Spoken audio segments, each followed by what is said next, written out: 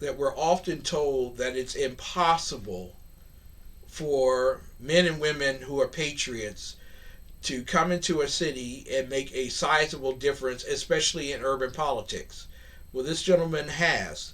He is not only a well geared patriot, having been a soldier in the U.S. Marine Corps, but also a well geared patriot because he understands money and finance. He's a former stockbroker and has actually spent a great deal of his time. And this is amazing because you would think a man of this great esteem wouldn't have it, but he spent a great deal of time as a board member on a charter school, Lead Academy Charter School.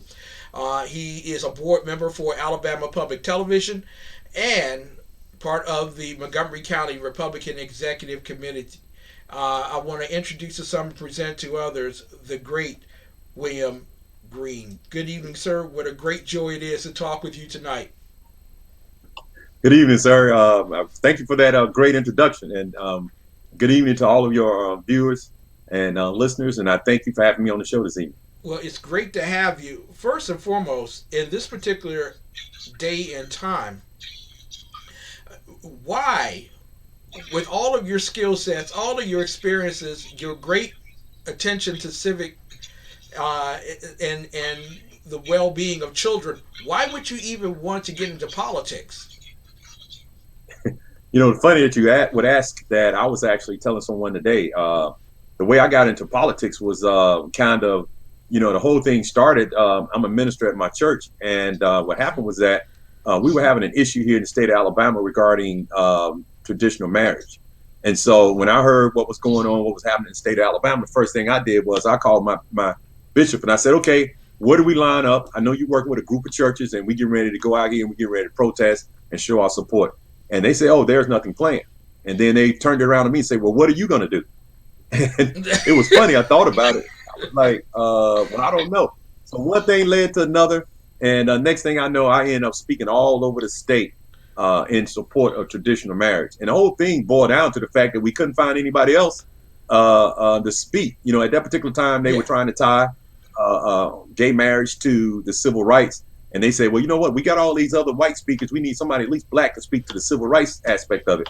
So we started calling all these black preachers, well-renowned people, well, with huge congregations, better speakers than me. And each of them turned it down because I guess maybe they were afraid and they didn't want the heat. Yeah. So reluctantly, I ended up speaking. And then one thing led to another. And I spoke all over the state. That was my first, I guess, introduction to politics. And then from there, I guess the city council race came up, and I decided to throw my hat in, and I won that race, and that was from there. Now I'm going for the state senate. Now, it's amazing that you won the D.C. City Council seat. Forgive me, not Montgomery. D.C. Montgomery County. I wish you were here in D.C. to win a couple of counties council seats. But you're in a Montgomery, Alabama. You're in a city where over 70% of the people there are black. How did you win your election?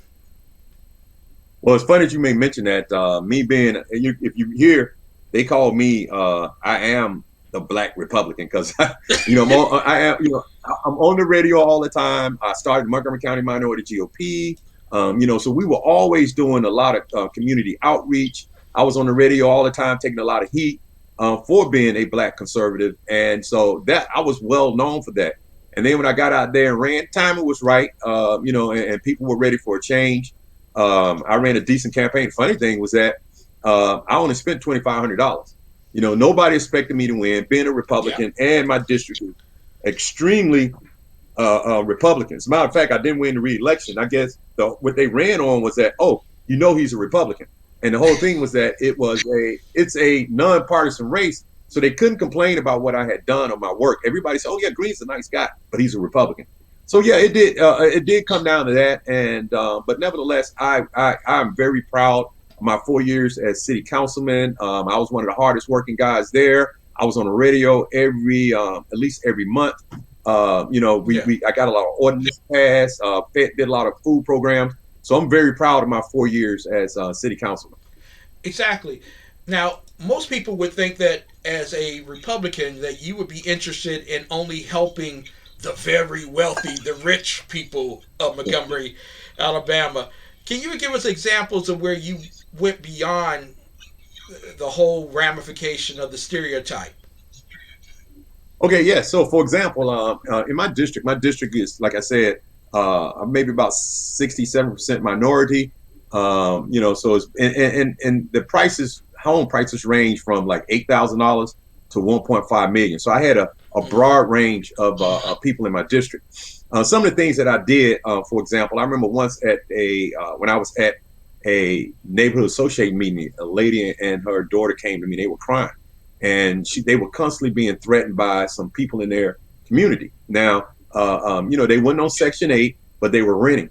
So what I Yeah. did was I passed the nuisance ordinance, and what that basically says is that if you are a renter, I mean a landlord, and your tenant is causing problems or nuisance, Yeah. then you have to either get it straight or you have to expel that individual and get them off the lease. So that was something that I did. Also, one of the other issues that is affecting the black community is, of course, you can't get businesses in the black community. So what I've Yeah. done is, what I did was I went out, pursued the number one retail recruitment firm that specializes in looking at the demographics over 150 data points in that particular community, and they contracted with the city for District 5 to identify 20 businesses that would come in that district alone, thus improving the economic outlook of the district.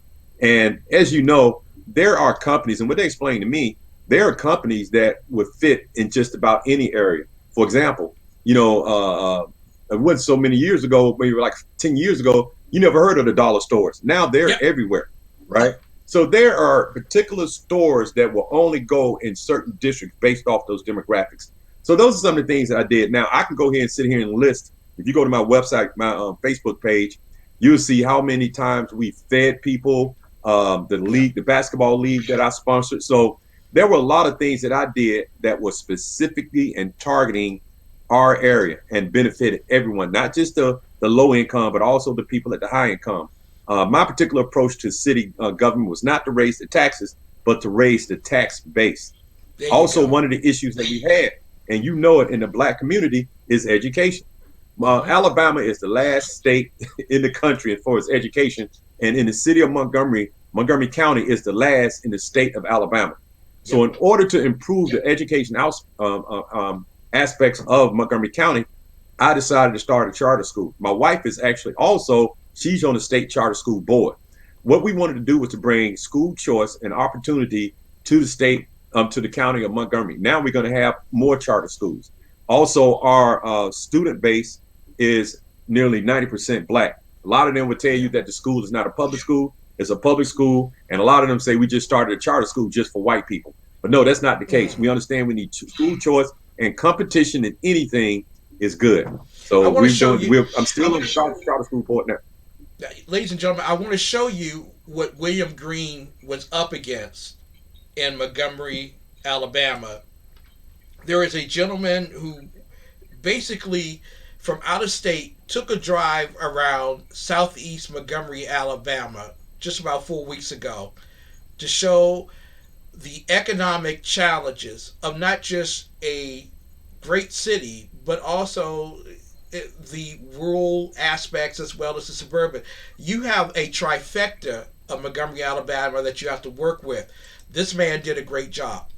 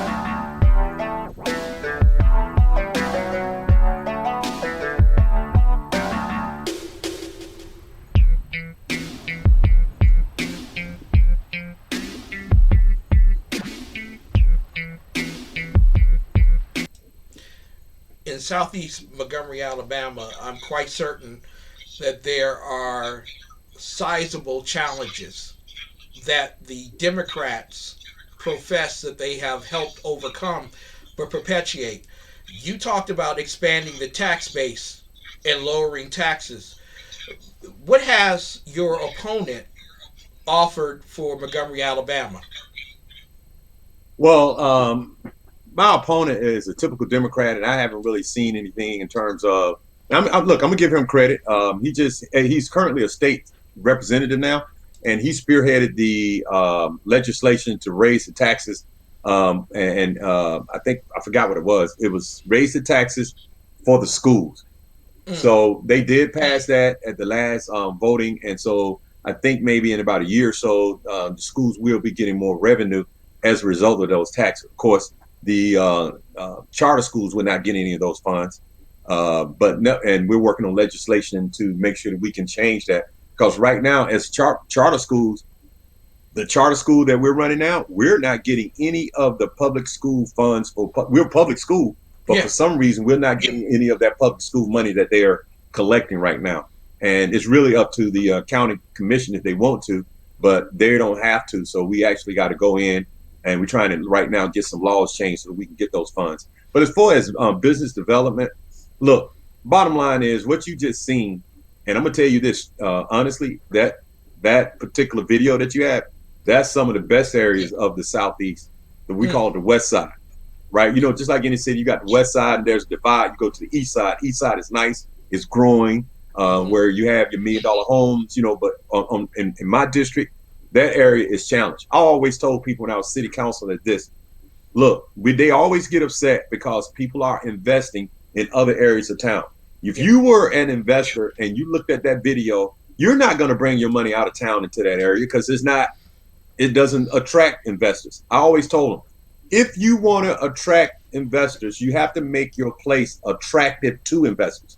You yeah, saw a lot of garbage. You saw that things need to be cleaned up. There are some issues with getting grass cut. And see, right now, if they just did it 4 weeks ago, this is the winter. You come in during the summertime, grass is not cut. It's overgrown. There's garbage everywhere.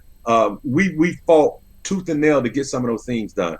Um, Over in this area in terms of legislator at the state level, county level, is all Democrats. And over the past 4 decades, the city has been on the west side has been on a constant decline because it's been under the same Democratic leadership. Now, if you understand the state legislative makeup, we have 35 state senators, of which 27 are Republican. What I talked to the governor, I talked to all the other heads of the Senate and told them that once I am elected, in particular a strong Democrat district, we need to go overboard and show them what a Republican can do for a traditionally Democrat district. So what I intend to do over my last 2 years, because this is a special election, it's not 4 years, yes, the last two remaining years is to concentrate and get the state to concentrate on bringing things to District 26, which is the west side. I'm going to take what I've already done and the things that I know for business recruitment, as well as the things with Opportunity Zone. I've done things with yeah, Opportunity Zone where I had nearly 200 people come in from multiple states to come. When I was city council, come from DC, had the people that actually wrote the Opportunity Zone legislation to come and speak to the people. Biden has promised to keep that. That's one thing he said he's going to do. We need to build upon that. And as state senator, I would go out and sell Montgomery. Everybody knows about Montgomery. If you go to Africa, people in you say Montgomery, Alabama, they know about the birthplace of the civil rights. We have a lot to offer, and we need to go out and we need leadership that's going to sell Montgomery. But at the same time, we need to understand, just like you say, that video, we got to make it attractive to investors, and so that we can bring these things here to make Montgomery grow. I believe Montgomery can grow, and I believe the biggest opportunity is on the west side. I tell everybody, I yeah, say the west side is on sale. And what we need to do is we need to take advantage of it, because all of the money right now is trying to compete for small real estate on the east side. We have an excellent opportunity over on the west side to bring it back. I'm actually meeting with I meet with the owner of Normandale, the oldest shopping center in the state of Alabama, every month, and we're working on getting financed. And I have some stuff lined up, but this is going to be huge over in this area, because you talk to other investors, They don't want to bring the money. So what I've done is I decided to put my own personal money into this to bring it in, and we're close to it. I can't mention it. I Yeah, wanted to make the announcement before the election, but it's not going to happen. yeah. But you have an election on March the 2nd. And Yes, you sir. and I both know that when it comes to economics, businesses are sheepish about going into communities where there's low educational output, meaning individuals who have more GEDs than they have college degrees or Mhm. less. They're looking for investment, financial investment, and security from the states in terms of making that investment in areas that are considered risky. Has the state, Governor Ivey, made any outward reach towards you of securing economic development west of Montgomery? Well, as you know, the particular property that I'm looking at is an opportunity zone. Yes. So that's one thing that we're pursuing. Also, Alabama has, let me tell this, and hopefully all the people that are listening up in DC and around the world understand this. Alabama has a special thing that the rest of the country are not aware of. It's called an Alabama co-op. And what it allows you to do is you can create a cooperative district. It's called Alabama Cooperative District. Google it. What it does, it allows you to be able to collect all of the taxes. For example, you create a cooperative district, and within that cooperative district, Alabama has a 10% tax, sales tax, right? So Mm-hmm. what you can do, with the exception of the 1% for education, you as investing in a co-op district get to keep all the taxes. So right off the bat, for example, let's say you do $10 million in revenue. That's 100 at 10%. That's $1 million of tax revenue, right? Yep. You get to keep 900,000 of that. Mm. That's an excellent opportunity, and you can do it for 20 years. And the beauty of it is, you can take that future cash flow. Let's say you do it for 20 years. You can take that future cash flow that's $20 million, right, roughly, Yep. and you can sell that. So right then, you can take that and create a bond, and you can Yeah. get just for investing in that co-op district. These are the type of incentives, and of course, we got the I-65 corridor, all those things. These are the type of things that I think makes Alabama, and in particular the West Side, an excellent investment. You just need people to put the packages together that understand how to do it, and then go out and sell it to the people. And that's what I've been able to successfully do. I've gotten approved for the loan, but nevertheless, I can't announce it because Yeah. until it's reality, that just you're just talking at this particular point. Now, a lot of people, and we got the great pleasure of talking with William Green. Hopefully, we get another chance to talk with you before the election, because I have always said to people that elections are for Republicans national. They're not local because you're dealing with urban environments where 70% of people belong to the Democrat Party. They got money inside. You need money from the outside. You need support from the outside. How can people support your campaign for election to the state senate, District 26? Okay, great. They can go to alstatesenate.green, and there's a donate button. So it's alstatesenate.green, all, AL State Senate, all one word, at dot green. And there's a donate button there to donate to my campaign. I really appreciate it. Of course, my opponent is very well funded. Unfortunately, a lot of times Republicans are reluctant to do that, but I do need funds to go up against this. It's going to be a long shot, but we have an excellent campaign, excellent way of going out and targeting our voters, and it's a special election. So it's an excellent opportunity to flip a traditional Democrat district. And then at that particular point, the work starts. I want to show them what a hardworking Republican can do. Because, we talk a lot of game about Yeah. conservative principles, talk about business. We need to get out here and apply this to District 26 and turn this around. And hopefully we can do this and spread this out throughout the rest of the country. Listen, I have a good friend, Raynard Teddy Bear Jackson, who complains often that Republicans overlook opportunities like the state Senate District 26 simply because, it's one of those districts. So I got to ask you here, you mentioned education. You are a great lover of the charter school movement. My spouse is a charter school teacher, so you and I share that. Uh, You know, uh, you love economic development, but there's another E that is of growing concern, and that's elections. And so a lot of people are concerned that, well, it doesn't even make sense to get involved in terms of elections anymore. You know, why do I need to even get out and vote? Someone's going to take it from me. It's not going to count. How important is this election, not only for Alabama, but for the nation at large? Well, funny that you may mention that. I just had a meeting last week with the Secretary of State regarding election integrity. Now, here's what happened with my city council race. In two districts, something went on, and they pulled the cord, the USB, and they pulled it out early. They had to get a court order to redo it. So some things went on. It was so bad that the Secretary of State got involved at the state level to supervise the next election as a result of what went on in District 5. So I wanted to meet with him because a lot of District 5 and a lot of precincts overlap for Senate District 26. And I wanted to ask him, what have you done in terms of to address the issues that occurred in the last election, as well as what have you done to ensure election integrity going forward? So we were asking him some of the pertinent questions, number one of which was, are you using domino machines, as well as, are they on the internet, those type of things, and, basically how you're going to make sure that the election is secure for District 26. So he answered all of my questions, met with him, his lawyers, and a whole lot of other people.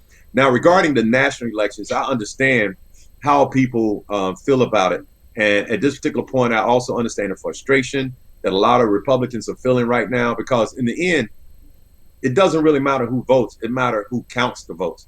And that is a very serious question. It's something that we need to look at going forward. I can't speak to the rest of the country, the rest of the states, particularly Georgia, which is right next door, but I can speak to Alabama, to Alabama's issues, and Alabama is elections are secure. But it goes to another point. One of my big things that, as state senator, that I'm concerned about right now, I'm learning a lot about the 10th Amendment in terms of what can be done, how we can deal with it, and what can be done. I remember, some reading a lot about how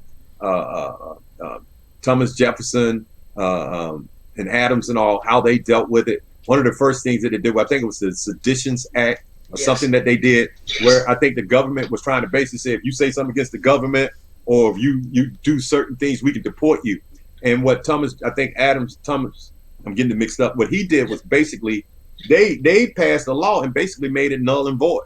Yep. They said basically we need to limit the power of the federal government, and when they overstep that bounds in the state of Virginia, they simply made it null and void based off the 10th Amendment. I'm dusting that off. I'm looking at it. I know this happened back in 1800s, but I'm looking at it and I'm saying, how can we do that going forward? Because right now we have many people think of two choices: either give in or go to war. And I think there's a lot that we can do at the state level. That's why you need state leadership that's going to go out and basically, use the 10th Amendment to limit some of the things that I know that's going to be coming out of D.C. I want to ask you real quickly about gentrification before we move to the next topic of coronavirus.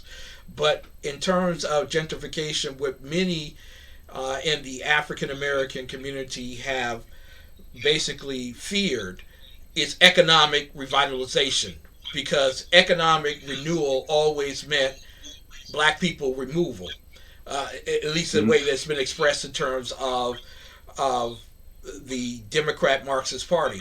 So I got to ask you, what assurances can you give the people in the west side of Montgomery, Alabama, that they're not going to be shoved somewhere into a different place when economic development comes to the west side? Okay, so what we've done is, in particular, when we actually putting together our programs for the Opportunity Zone, that's why we had over 200 people, all leaders from within the community. And what we sought to do was to show them how they can take advantage of the Opportunity Zone. We were not just in DC or in New York or where the money was and then making plans based off of what we can do without including the people. What we wanted to do was get the leaders involved and the community leaders, so that when the community goes up, these people are involved, or the people in the community are involved and take advantage of it. So what we sought to do is help people put together business plans, how to submit those plans, and then get those people in front of those opportunity funds that wanted to invest in the community, as opposed to other people from the outside doing it. Also, we partner with a group called Purpose Driven Community. That's Yes. where the Purpose Driven Community, we pick an area and we look at all aspects of the community, not just economic development, but education, social programs, and make sure that the whole community comes up and the community is involved. So what we promise to do is on our part of our investment with this other thing, development that we're doing, we're going to put $100,000 just into the purpose-driven community to get that going. So we don't want it. We understand that by just bringing in a lot of outside investors, yes, you could look at gentrification. But what we want to do is to create an R development as well as other developments, making sure that the community leaders are involved and that they can direct what's going, tell us what they want, and we can build it together instead of building it without them. In other words, let's throw a Starbucks on the corner, when people don't even look at, don't want a Starbucks, they might want something different. So we just need to make sure that people are involved. Yeah, we want to look at it different. We want to get the people involved, and that's what we sought to do when we had over 200 people come down and listen to the people from DC about the Opportunity Zone. This is a news story out of CNBC on Montgomery, Alabama. Well, Kelly, Hyundai was actually one of the first calls that Mayor Stephen Reed made. He was on the hunt for test kits, and his story shows just how hard it can be to get them. We did that because we thought there would be a big demand on our federal government, and we were concerned about being able to get the amount of test kits that we would need. Now, Hyundai operates a $2.1 billion plant in Montgomery. About 4,000 people work there. And the mayor was hoping that Hyundai could help because the automaker was already battling the virus in its headquarters in South Korea, and it appeared to be winning. One of the things we learned from our parent company in Seoul, South Korea, is testing is universally seen as a best practice to address this issue. So we believe that testing was the best line of defense, the best first line of defense. So Hyundai is now committed to providing 10,000 tests for Montgomery. They've partnered with another Korean company, CGene, to distribute them from a facility in California to Alabama. This could be a game changer for Montgomery. It represents about 5 times the number of people who have been tested so far. The city has 226 confirmed cases of the virus as of this morning. 3 people have died, but the mayor is worried that those numbers aren't accurate. In terms of test kits, we just don't have enough of those, and hence I believe that's leading to a alarmingly low number of confirmed cases that we have in the community. So the good news is that the first batch of test kits have arrived in Alabama. The bad news is that the city is still waiting on emergency FDA approval to use those kits. So Kelly, a month after that first phone call with Hyundai, the saga is still not over. Back to you. We're talking with William Green, who is running for Alabama State Senate, District 26, a very important race coming up on the 2nd of March. Apparently, Mayor Reed was attempting to do what Larry Hogan, the governor of Maryland, did, bringing in test kits from outside of the country in. Larry Hogan has not used one of the over 500,000 test kits that he received from South Korea. I don't know if the same thing will happen with Montgomery, Alabama, but are you happy with the response of Montgomery, Alabama's leadership on cases regarding COVID-19? Well, first of all, I think Mayor Reed has done an excellent job in the response, and I think that may have been an old broadcast because I think since then they ramped up a lot of testing. At first, I thought their first response was a little overreaching when they were seeking to even fine people for not wearing a mask, and I think at that particular point there was a lot of misinformation. People were overreacting, but I think particularly in the city of Montgomery, it's always been normal. I mean, at some point when I thought the mayor went a little bit too far, the governor, since unfortunately the governor is in the city of Montgomery because it's the capital, yep. So they were able to bring it in. And I think between the governor's approach and the mayor's approach, they've done a good job. And I don't think that even if I understand there may be a mandate, a federal mask mandate or executive order that may come out of Biden's administration. I still believe that in the city of Montgomery, at least in the state of Alabama, our life would not be as affected by it. And but overall, I think Reed has done a good job in terms of their response, because right now you just don't know. You can't just take total hands off. But I think Reed has erred on the side of caution. There's some things, of course, I probably would have done different.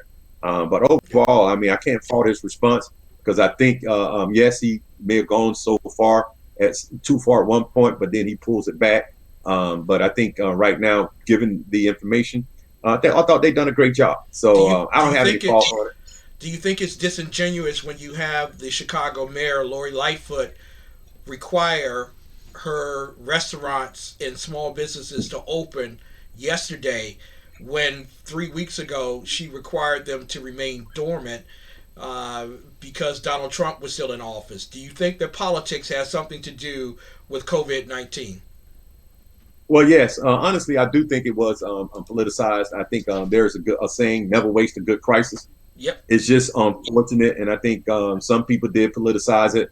I think it's rather suspect that you're right. 3 weeks ago, they were demanding that everything stay locked down. They were still locking people up. They were talking new strain. We're going to have to take it to the next level. And then all of a sudden now, a couple of days ago, they said they're going to open it up. Now, I can't read people's minds, and I get upset when people try to read people's minds. But I do think there's no doubt that the virus was politicized, and it's unfortunate. Everybody needs true information and good information so that they can make an informed decision. We should take ourselves away from it, particularly when it comes down to health. And I think that's serious. We should take ourselves out of it, regardless of who's in office or what benefit you may get politically. And I think that's not why people elected us. And I think we do a disservice to the people to whom we pledge to serve. Exactly. I hope that you are confident in that 10th Amendment to take a look at the COVID situation down in Alabama and also around the country. Now, William Green, you have a big race. There are states that are going to be asked to do things by the federal government that far exceed the balance of the 10th Amendment. Sir, how can people support your campaign? How can people make certain that you're in the state legislature protecting the good people of not only Montgomery, Alabama, but Birmingham, Mobile, and all the other cities of Alabama? Well, here's the thing.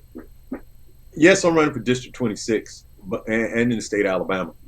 But I believe that state legislators all over the country need to step up. Because I believe this particular point, based off the plans that I'm hearing, that basically, things on gun control, mandated masks, some even saying, mandated vaccination, these things are clearly overstepping the bounds of the Constitution. When I was in the Marine Corps, I swore to uphold and defend the Constitution. When I was when I was city council, I swore to uphold and protect the Constitution. When I become state senator, I'm going to swear to uphold and protect the Constitution. It was Thomas Jefferson and James Madison that first formalized the principles of nullification. They say that we are duty bound to uphold the Constitution. So if I see any legislation coming out of DC, I am duty bound to uphold the Constitution and to nullify anything that comes out of the DC, of the federal government, that oversteps the Constitution at the state level. Every state senator needs to do that. And sometimes all it takes is just one. You remember when Texas decided to challenge the election results, how eventually nearly 30 states joined? All it takes is one state senator to show the way, draft the legislation and put forward, and then call and challenge the other states to join. Because if they stepped overbound in Constitution at the federal level, then they just overstepped it in all 50 states. We need to unite as one. We need bold leadership that does not care about what people think, does not care about the council culture. We ask our military to go out every day to give their life for the country, but politicians are not willing to risk their political life for the country. And we need people out here now that's willing to risk their life and their political life for the country. God and the future of this nation, because that's where we are. And I believe right now we've lost DC. The next line of defense is at the state level. We need people that understand it. We need people that know how the 10th Amendment, the limits of it, and the concept of nullification, so that we can go out here and we can nullify any overstep of the Constitution. And that's why I want to be in the state senator, because I believe for such a time as this, you need people like me that's bold enough to make the statement and don't care what everybody thinks, but would do what's right. That's why we need to do this, and that's why it's important. And that's why I'm studying the 10th Amendment right now, so that I can understand how to do this. William Green, he's not the only economic answer for Montgomery, Alabama, but he is certainly the economic solution for Montgomery, Alabama. You can have lots of answers, but you should only have one good solution. William Green is that one good solution. God bless you, sir. Thank you so much for spending time with us today. And we will encourage everyone to go to William Green for Alabama State Senate District 26. This interview with Mr. William Green will be available tomorrow morning on YouTube and as well, hopefully BitChute, but it will definitely be on the TECN TV channel. And he will also have it on his website for you all to see for your own at a later date. Ladies and gentlemen, William Green for Alabama State Senate District 26. Make certain that you not only fund him from around the country, but you also vote for him in that particular district. We'll be right back with more of the best right after this.